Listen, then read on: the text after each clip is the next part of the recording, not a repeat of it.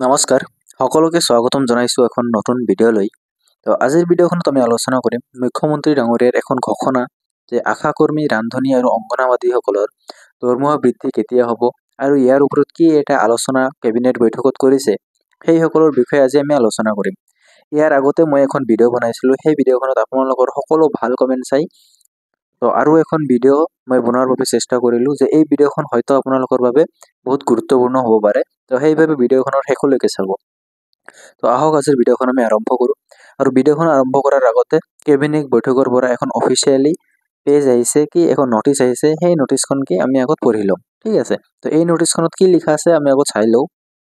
তো কি ৰাজ্যৰ 25% অংগনাবাদী কৰ্মীৰ বাবে পদ উন্নতিৰ ব্যৱস্থা মুখ্যমন্ত্ৰী। ঠিক আছে, তো ইয়াতে কি লিখা আছে, 19 আগষ্ট ৰাজ্যৰ অংগনাবাদী কৰ্মীৰ সহায়িকাৰ বাবে ভাল খবৰ কঢ়িয়াই আনিছে মহিলা আৰু শিশু উন্নয়ন বিভাগৰ মন্ত্ৰী অজন্তা নেওগে।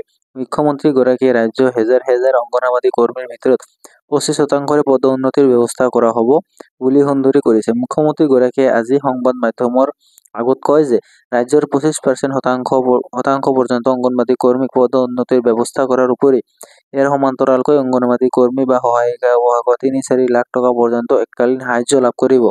অংগনবাদী কৰ্মী সহায়িকাৰ বাবে চৰকাৰে 4,000 সেৱাংকে ইয়াতে কি কৈছে যে এককালীন আশাকৰ্মী অংগনাবাদীসকলৰ এককালীন কি 3.4 লাখ টকাকে এটা সাহায্য প্ৰদান কৰিব এই বুলি মুখ্যমন্ত্ৰী ডাঙৰীয়াই কি এখন ব্যৱস্থা গ্ৰহণ কৰিছে। কিন্তু এই ব্যৱস্থা গ্ৰহণ কৰাৰ আগত কি এটা মুখ্যমন্ত্ৰী ডাঙৰীয়াই ঘোষণা কৰিছিল কেবিনেট বৈঠকত, সেই নিউজখন আমি এবাৰ চাই লওঁ।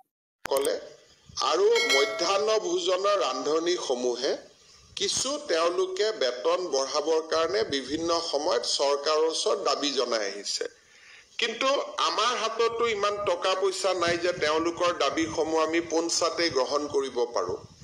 আমাৰ বিত্তমন্ত্ৰী অজন্তা নেওগ, মন্ত্ৰী পীযুষ হাজৰিকা আৰু মন্ত্ৰী অশোক সিংঘাল, এই যিখিনি আমাৰ ডিপাৰ্টমেণ্ট ইয়াত ইনভলভ হৈ আছে, এই তেওঁলোকক লৈ আমি এখন সৰু কমিটি কৰি দিছোঁ যাতে বাজেটৰ সময়ত বা বাজেটৰ পিছত উপযুক্ত সময়ত মধ্যাহ্ন ভোজনৰ কৰ্মী, আশা কৰ্মী আৰু অংগনবাদী কৰ্মী সহায়িকাসকলক আমি কি সহায় কৰিব পাৰোঁ, তেওঁলোকে যিমান খুজিছে আমিতো সিমান কৰিব নোৱাৰোঁ, কিন্তু কি সহায় কৰিব পাৰোঁ তাৰ বিষয়ে তেওঁলোকে বিবেচনা কৰি।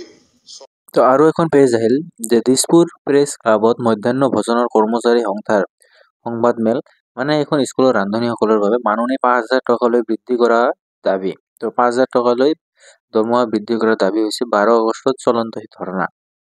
তো ভোজন সম্ৰাট অনুপ জলাৰটো প্ৰাক পৰিয়াল আদৰণি।